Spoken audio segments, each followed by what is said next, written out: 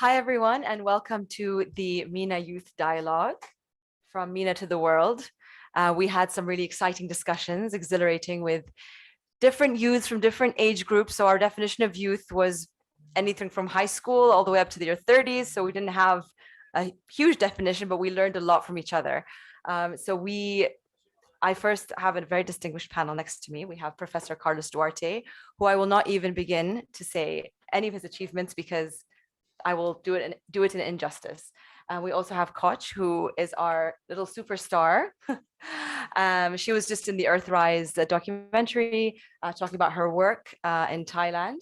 And then we have Nuhad, who is part of the MENA Middle East Action and Initiative.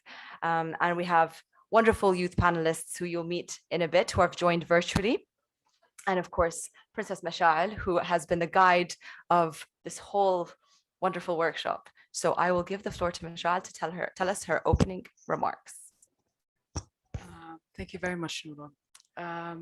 So this effort comes as an initiative that's starting hopefully from the heart of the Saudi Pavilion and us as a Saudi institution at the Eon Collective, which is a nonprofit waqf that aims to communicate sustainability and more specifically climate change.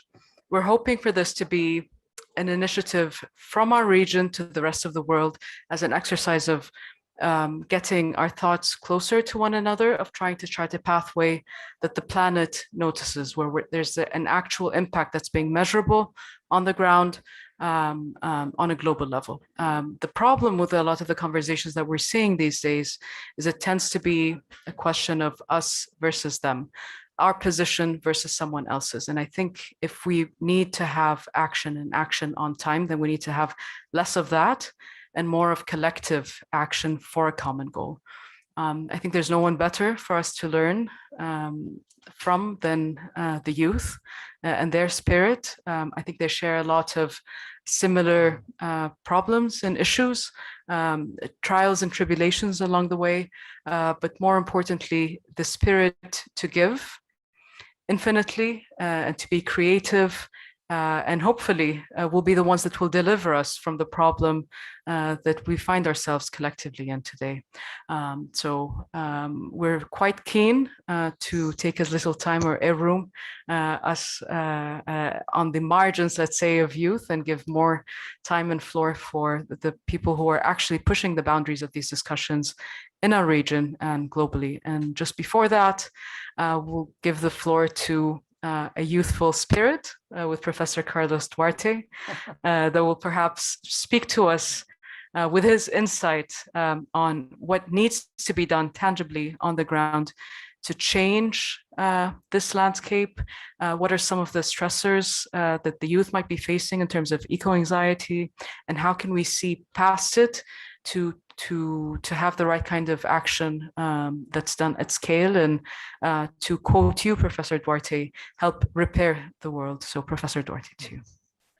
Thank you very much for your kind introduction and also the words of our facilitator. And it is clear that by any definition of youth, I'm excluded. So I almost don't belong to this forum. But I believe that my contribution is really about feeling a sense of responsibility on the problem that we're experiencing. Not personally, I also have contributed to the problem, but it's more a generational issue that I would like to address here. And I've been reflecting lately on the emerging problem of eco-anxiety. And in fact, that's I think it's very timely because this problem, who has been incubating already for some years, has become more severe during COVID. So the pandemic and the lockdown and the deprivation of social interactions, also experiencing nature and even the possibilities to have a normal life has really disrupted everybody's mental well-being, but has had a particular impact on the young. So I was reading just before the session a new study published a few weeks ago that evaluated the impacts of COVID on the mental well-being with a particular focus on youth. And it assessed that the impacts of COVID on mental well-being have been much more prevalent on the young segments of the population than on the adult. and that the increase is about 30 to 80% more prevalence of mental well-being issues on young populations compared to adults across many nations. So that has given a higher toll, even a higher toll on our mental well-being. And as we emerge from what seems to be like the last months, inshallah, of the pandemic, then that seems compounded with a very negative outlook at the world. So that has been compounded with the problem of eco-anxiety, and also a recent paper that is actually a preprint. It's a very large study with more than 10,000 surveys of 10,000 people across many nations done in the OECD that assess the prevalence of eco-anxiety on the youth, and then assess that usually about 2/3 of young people, and that's one figure from that study. That figure has been extracted by the journal Nature, and it was published just about 2-3 weeks ago. And it shows that about 2/3 of the young population across nations have feelings of sadness and fear and anxiety when they think about climate change. And that is a paralyzing feeling, because the reason for this anxiety is that the prospects of the future are drawn to be very negative. So when I think about 1.5, 2 degree warming by 2050, and maybe 3 degree by 2100 for me, or even 2050, is a little bit of a distant landmark, because I might not be not have the privilege to witness that future because of my age. But for young people, that is a reality that is going to impact on their lives. And it has been recently also published that the impacts of climate change on the lives and perspectives of young people have been grossly underestimated, both in terms of social impacts, but also in terms of economics, because they were using discount rates in the economic models that proved not to be reliable. So there's been a grossly underappreciation of the struggles and impacts that climate change will have on young people. And as those become more evident, then their feeling and the perspectives of the future become darker and more bleak. And I think that the communication around climate change has also had a contribution, because the communication in the media about climate change is usually plagued with very negative headlines and very negative outlooks, focus on the very bad things that may happen. And to some extent, also some of the campaigns that have been organized are trying to mobilize society around messages of fear and messages of anger. And we have found that these messages are actually, rather than move people into action, are paralyzing. So the consequence of eco-anxiety is that the people who suffer this problem, rather than have a drive to contribute, they feel paralyzed. They feel that their contributions are too little to make a difference, and therefore they're disengaged.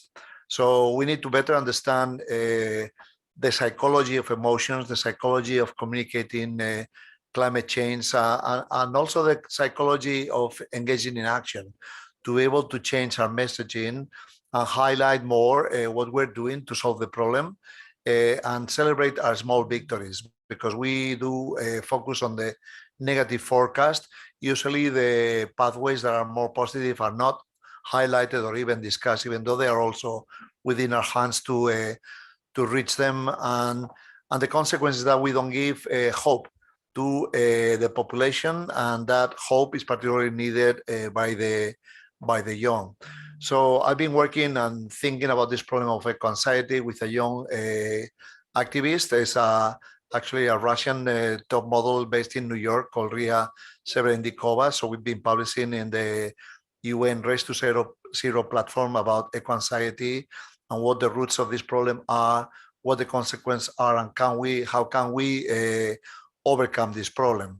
So one path to overcome this problem is through engaging in action.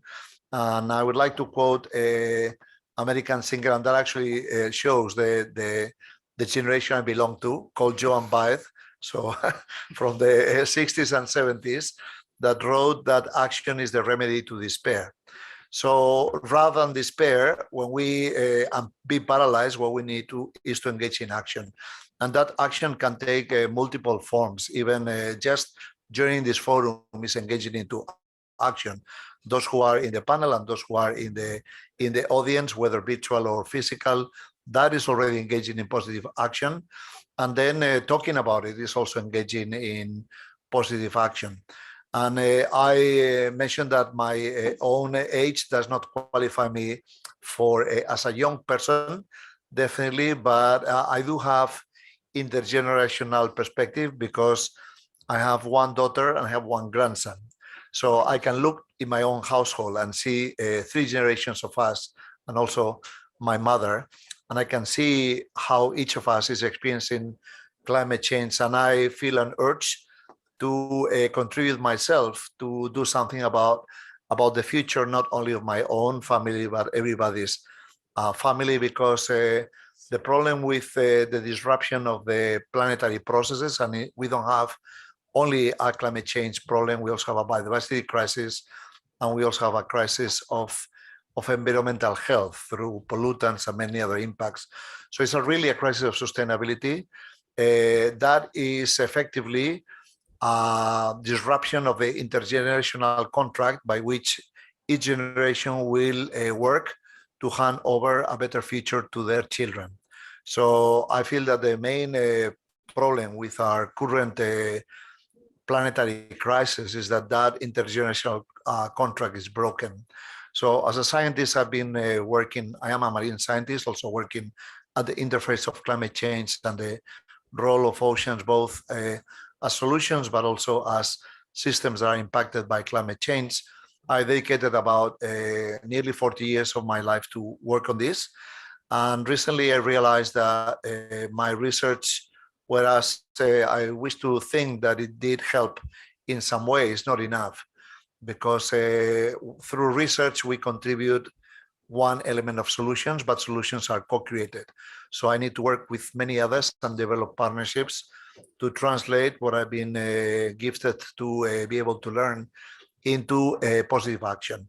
So I'm now more tuned towards those partnerships and towards the dialogue with the next generations which are facing this problem. So I usually tell my students that I belong to the generation that created the problem, because during my lifetime, half of the greenhouse gas emissions that humans have released have occurred during my lifetime. And also half of all the documented extinctions of a species have occurred during my lifetime. So my generation has a particular responsibility as sources of the problem. And I tell my students that they belong to the generation that is mitigating the pressures and releasing the pressures.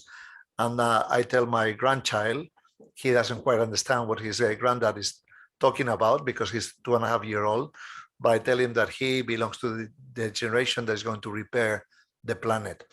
And in fact, we need to realize that the young generation that are represented in the panel and also in the audience and the online audience is actually the most skilled and savvy in terms of technology generation we've ever had. So they have amazing skills that they use, for instance, for gaming and different ways of interacting. And those are the skills that are going to be required for the 4th industrial revolution, which is a high connectivity, high use of robotics, and massive use of artificial intelligence to navigate through problems, and also a world that is loaded with sensors. So each of your phones, smartphones, have about 150 sensors in a phone, and a car, now a regular car, has about 300 sensors. So sensors sensing our world, assembling the data through artificial intelligence, and then being able to maximize action through robotics are the critical traits of the 4th industrial revolution. But what the theorists of the 4th industrial revolution haven't resolved is what is it that the 4th industrial revolution aims to achieve. So we know what the tools are, but not what the purpose. So what I would like us to imagine is that the 4th industrial revolution is about repairing our planet. So just consider that that repairing our planet might be the driver of healthy economies, the driver of the creation of wealth and the creation of jobs.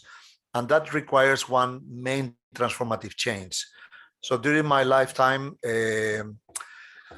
the amount of, let's say, the global wealth that is allocated to environment, to climate action, and so on is usually a very small percent of, let's say, GDP. Even if you measure it at the national level or even at the individual level, it's a small amount of our flow of income, typically about 2%. But there's one campaign actually initiated in the UK under the name Give What You Can, that is that each of us should give 10% of our income to worthy causes. And in fact, in Islam, giving away is a very important principle.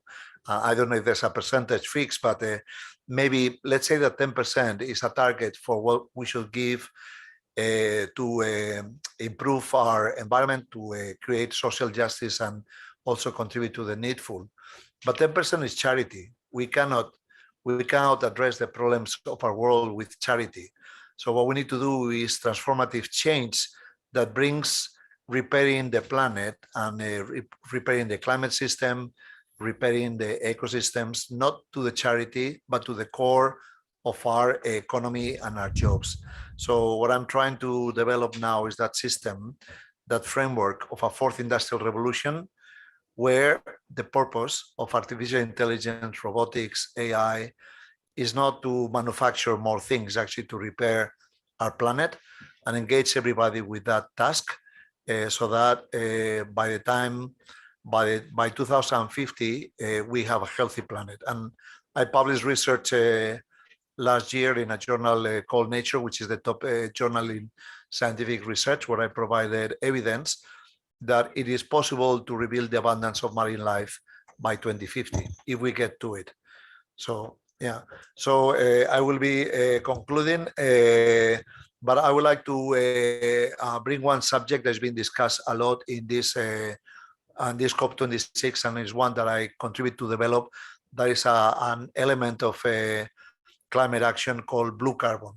So blue carbon, and we're hearing everyday pledges from companies, nations that are engaging in blue carbon action, refers to the conservation and restoration of marine habitats that have a strong role as carbon sinks, like mangroves, seagrasses, and salt marshes.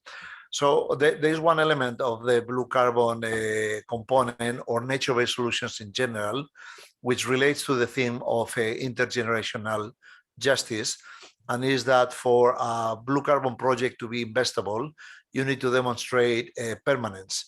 That permanence requires that you commit to maintain that conservation and restoration effort for at least 100 years. 100 years is 3 generations. So when we develop a blue carbon program, we already have a view of being able to hand over that responsibility across generations. And it is one pathway, unlike technology solutions for climate change, where intergenerational commitments are present from the beginning. So that's really what I wanted to share. And again, thank the organizers for the invitation. Thank you, Professor Carlos, for your insights. I'm going to go to Koch, who will give us her reflections on what happened in the workshop today. So, สวัสดีค่ะ. Thank you, everyone. I'm actually from Thailand. I'm a landscape architect, and I really agree with Professor Carlos about the intergeneration problems. And I hope that we're focusing on this more than just countries, because at COP26, I feel that the discussion are really still based on countries and still based on like we are different. But in the conversation that we have with youth and we have with the session, I feel that we talk about the inclusivity, and we talk about gender, we talk about disabled people, and I think it's not so much about the country, but when we draw the line between this is my land, this is your land, and what's about this transboundary impact that we are confronting. So I think one thing that I I feel that youth is hope, and I'll probably not maybe stay a little longer than Professor Carlos to really witness the climate change. And I just feel that there are so much anger, that the most worried things about youth is not economy, is not about job, not about money, but it's actually about the climate change, like the world that we are handling to the next generation. And I feel that for my experience as a woman, as working on the male dominant profession and working on the city, Bangkok, one of the most at-risk city in the world that either gonna sink or either gonna gone from the map quickly from the sea level rise and many other problems. I feel that is how can we help younger generation or even my generation to turn that energy of anger, anxiety, sadness, and many other guilt into positive energy. Because as Professor Carlos has mentioned, that we couldn't move forward with fear because our fear solution was wrong. We based on fear solution of buildings a really high dam each year just to be protect. That's based on fear. Why can't we use if we base on hope, if we base on positivities, we're gonna learn how to adapt ourselves, not adapt the nature and try to live with it. And when in the forum we mentioned that nature is us, we are part of nature, and that's another part that nature become unknown already. I mean, unknown is like it's unexpected. Like normal seasonal change become natural disaster. And if we base on fear, if we base on anger, and how could we survive? How could I survive my city in the map? And I just feel that as a woman, landscape architects working with many professions, I think we need to help younger generation to turn their fear, their anger into action. And that is hope and positivity.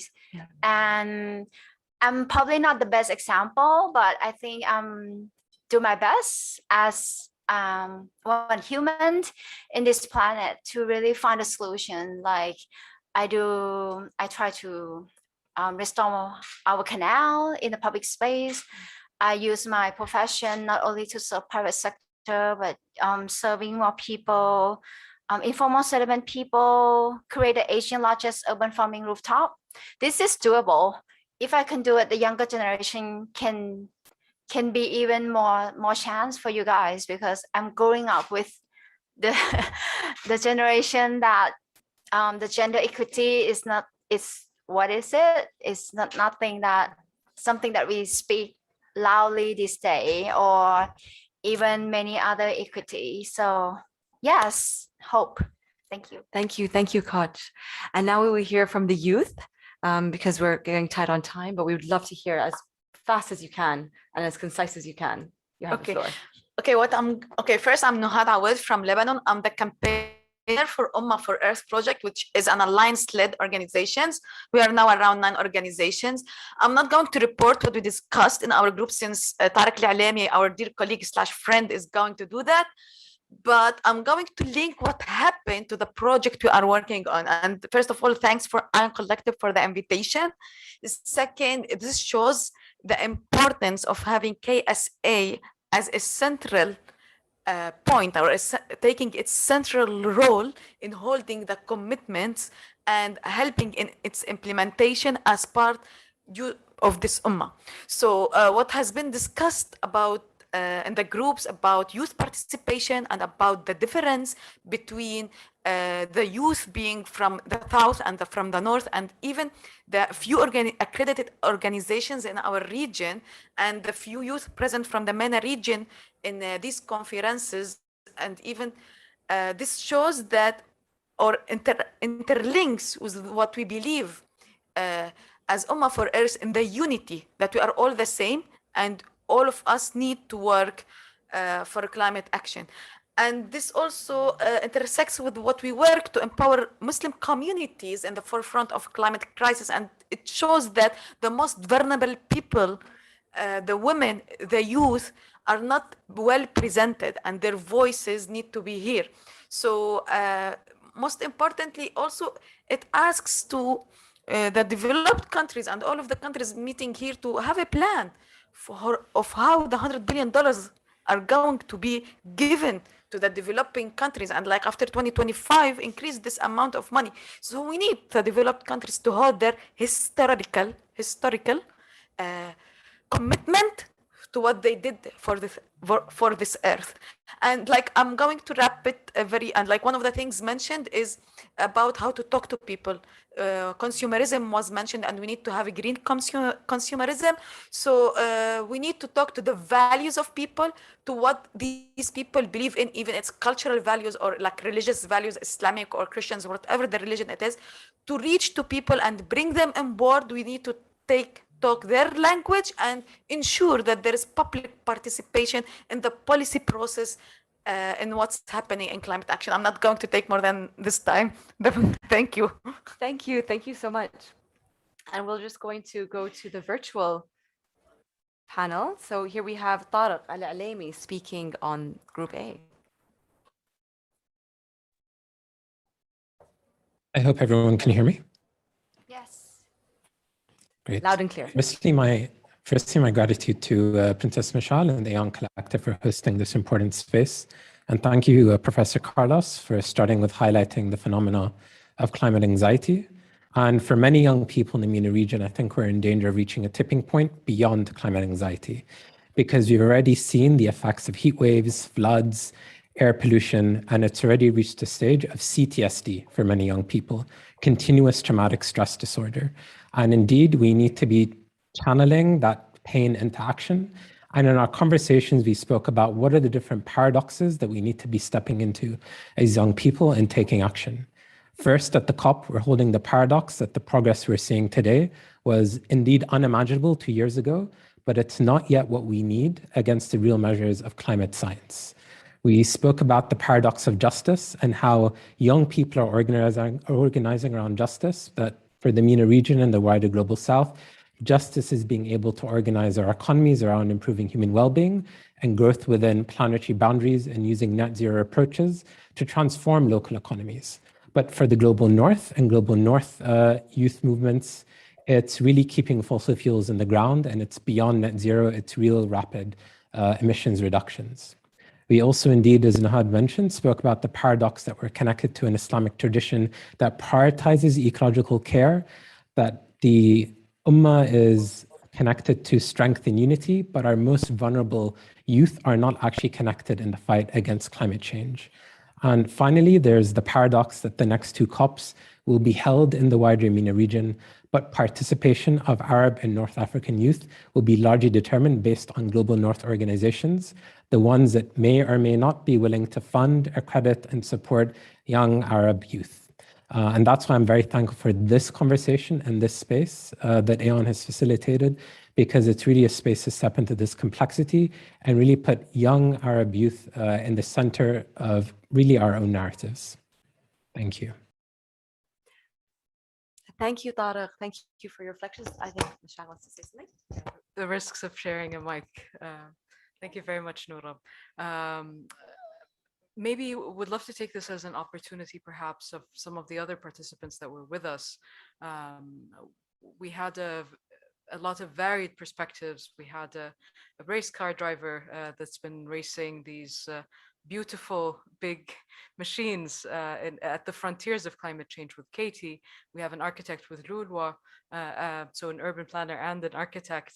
We also had Nishad's important work and maybe clarifying specifically in the conversations that we were having, the different sets of circumstances, and even more importantly, the differentiation within our own MENA region of the typologies of solutions. So perhaps in the last 3 minutes that we do have, I would love to see if any of you would want to have one final reflection before we wrap up.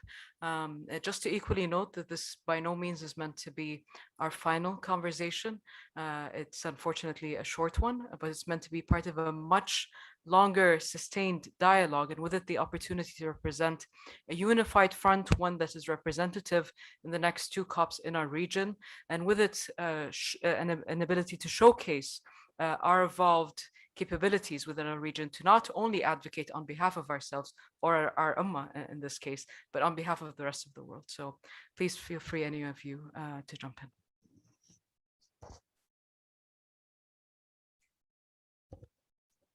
Online, people raise your hand and we will.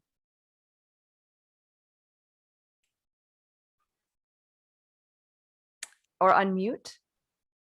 Okay, Nishad here. Can I give one remarks? Yeah. Thank you. Thank you. I mean, I'm happy that Eon Collective did something which nobody did. Our region, our conversation, as in the past, somebody else used to host us to tell your perspective. And like Nawad mentioned, they are still asking our perspectives, and we are still in that dogma of where to go. I mean, because we lack that collective voice, unlike in the global north, if we want to compare. They had somehow unified their voices across many messages around climate communications, etc. So I think, like you mentioned, this is a good start, and I think this can build us a great momentum and to take us together and to making sure that Arab voices are not mixed up with the global South messaging system, and we don't know where to go and being hopeless somewhere. So this would be an ideal way how we can work within the region, given the 2 COPs are coming. It's not just a COP, but also how our on the ground grassroots works also can be amplified, or how we can network better in the region in a collective way. As beyond MENA, as a Gulf countries, it's a very small region. We can have a very good tie-up to work on multiple projects because the ecosystem more or less look very similar. So this is an advantage for us, unlike anywhere else. So I hope this is a good beginning, and inshallah, wishing all the very good best. Inshallah. And maybe hearing from Katie, the race driver, of her perspectives. Hello, I'm sorry I'm traveling today, so I'm unable to share my video. But yeah, as we've heard, it was really interesting for me to listen and hear the opinions from so many people from so many different parts of the world. I think we've experienced it this year through Extreme, where we're racing in the most remote locations on the planet, and we're there doing research alongside Professor Carlos Duarte, who's obviously in the room, and we're learning. I think that's the key thing is people that, we're not necessarily from a sport that's been particularly climate friendly in the past, and I think it's that about adapting lifestyle. We're attracting a younger audience, and I think that this is kind of the message that we need to be spreading. It's education, it's forceful education without it being forceful education. That's the key thing for me this year is, when I look around and I speak to people and I tell them what we've experienced in these locations, it is genuine shock that people are just unaware that it is like it is. And so I think the more that we could do to share our opinions, share our stories, and actually stop separating everybody from the government to companies to countries, as we've just discussed, and actually everybody takes it on board and works together on this. That's really the only way forward. So thank you for having me, and thank you for sharing your opinions, because I've learned a lot, and I continue to learn a lot through the rest of the COP this year. So thank you. Thank you, Katie. And I'll just give the floor to Professor Duarte. Any closing remarks? Well, I would like to follow up on what Katie mentioned and the power of also leading by example. And as Katie mentioned, then Extreme is racing across the world in extreme locations, and I was able to witness a really for me was an emotional encounter between the drivers of Extreme, including Katie, which actually won that race in Greenland, and young kids in Greenland. So we're talking about mental well-being, and you should be aware that the young kids in Greenland has the highest rate of suicide in the world in the teenager age fraction.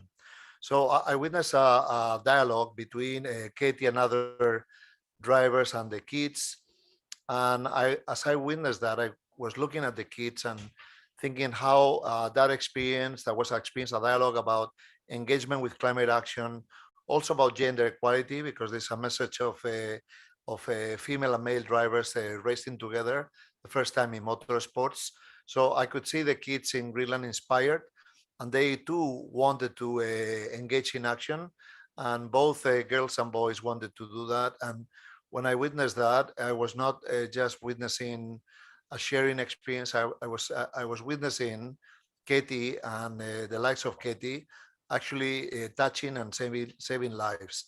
So these dialogues, when we engage in dialogues and we empower our audiences to go away from negative feelings and feelings that are paralyzing to feelings that engage them into action, we are really having a huge impact from the individuals to the world. So I would like all of you to use every opportunity that you have, and you are all very articulated and very insightful persons from what I've been able to gather from you in the conversation, to have those conversations with your friends, with your peers, with those in other countries, and empower them to take action like you do and follow your lead. Thank you, Professor Duarte, for the inspired comments. And Koch, anything to close? Yes, I guess we all have sharing a deadlines, and I think the deadline is not about countries, about generations, but it's really about us all together on this. And I hope that we can move things to action and not only just try to drive things about the climate solution to policies. I think that's another one tools. That's only one tools, but there are hundreds and thousands of them that still need innovation from you guys. So yes, hope. Thank you. And Rawat? Okay, like just a final note, like next COP is in Egypt, the COP after it hopefully gonna be in UAE. So we have been like for many years asking for youth participation, and now we are seeing at the Saudi Pavilion an event where Arab youth are sharing their ideas with international youth. So can we take this as a first step for more Arab youth involvement and public and participation in delegations, in policies, and in more space to do the activism? And I think this is started happening. Moreover, like here, I'm going just to give an example of from our work in Ummah for Earth. Like we started a platform called Ummah Stories, where we have different youth from all over the world sharing their stories in English, Arabic, and Bahasa. And there was like stories of vulnerability, people in Morocco showing how did floods affected their life, and other stories of action. We had a story from Saudi Arabia, say from how did they save a fox. So here, like I invite everybody here to open such a spaces for youth, listen to youth, and at the same time join Ummah for Earth. We have a pledge, feel free to sign it. And thank you again for Ion Collective. Just to thank everyone for their participation today, and to just state that we're humbled by the wisdom that we've been hearing our youth share with us. And at least from our side, ourselves, and we're dragging Professor Carlos into it, we pledge to make a clear pathway, one that's inclusive of everyone's voices, and hopefully one that has better representation for our youth in the next COPs, and hopefully even more importantly in terms of the global action on climate. So thank you all for joining us.